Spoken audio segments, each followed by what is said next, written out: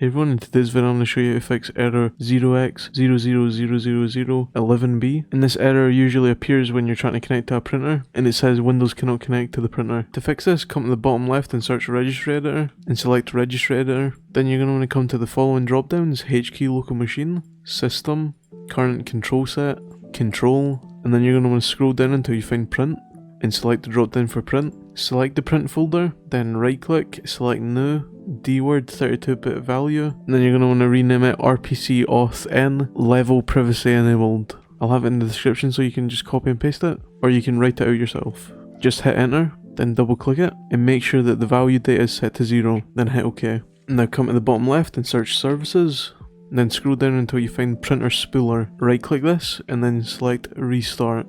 And then once Printer Spooler is restarted, you should be able to connect to your printer.